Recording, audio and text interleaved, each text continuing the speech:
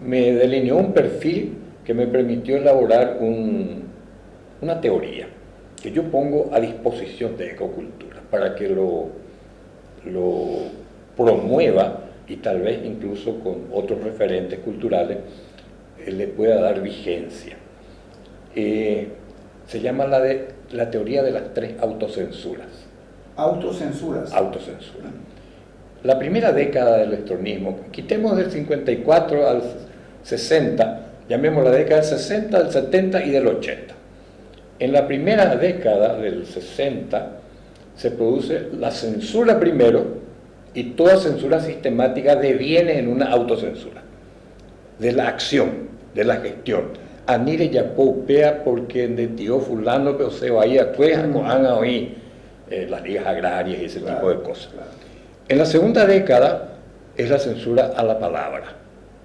Y la censura a la palabra se manifestó fuertemente en el cierre de los medios, ABC, Radio Ñandutí, incluso Última Hora, Radio Cáritas, que estaba prácticamente controlada de mañana y tarde.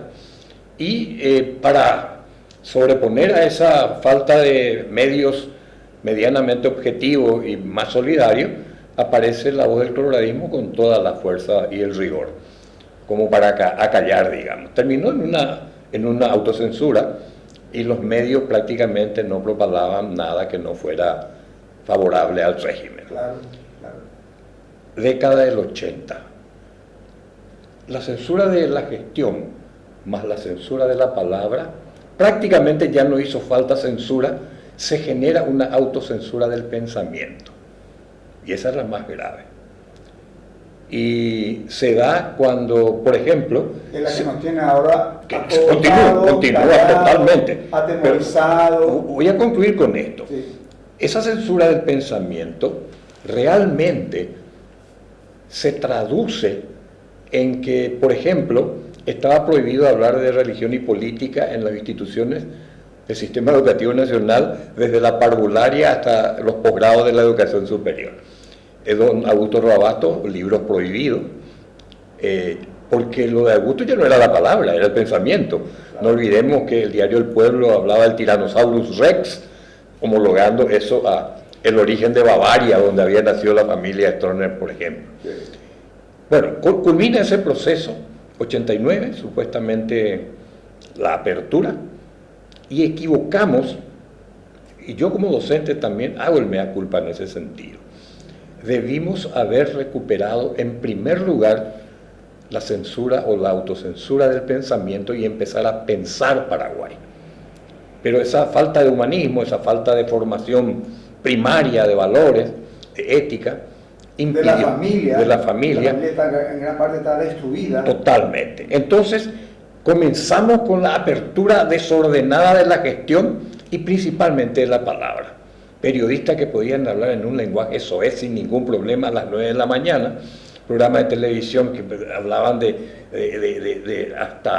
hasta de orgías en cualquier momento, los periódicos presentando, había un periódico que solamente mostraba colas y frentes de mujeres semidesnudas. Claro.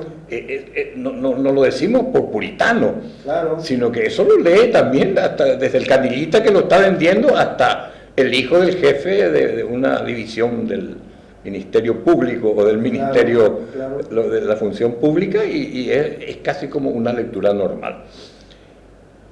Y fundamentalmente en el 94 debió haber empezado la tercera reforma educativa y se frenó. Y quiero dar nombre y apellido. Se incorpora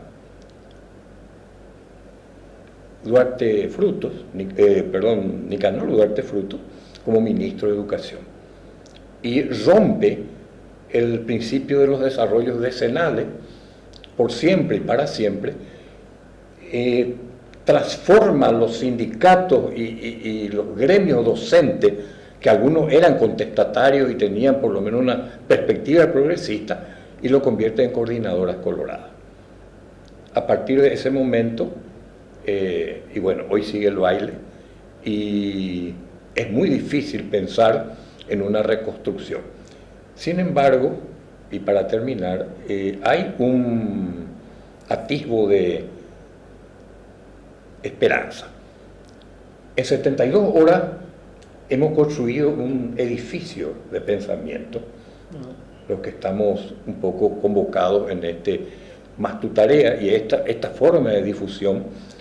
Yo creo que es lo que Séneca le llamaba suerte.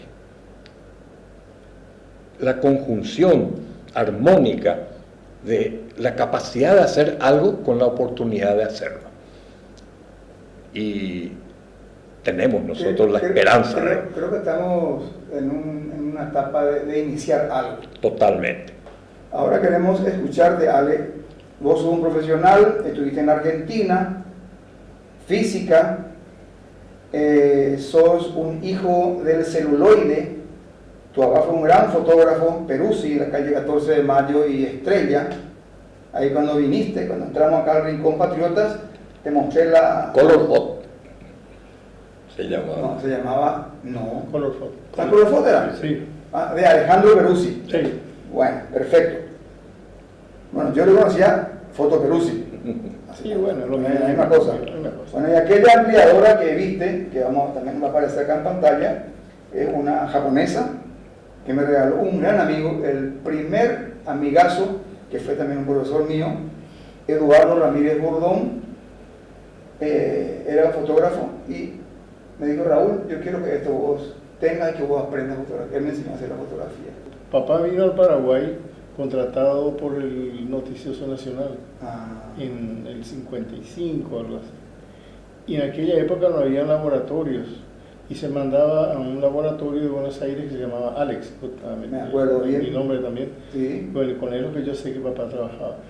En color aquí papá trabajó con un señor alemán de apellido Fraundorfer, que era el dueño original de Color Photo, que después le vendió a mi papá. Y Fraundorfer siguió teniendo su laboratorio sobre la calle Montevideo, y ahí se procesaba todo lo que era color. Así fue.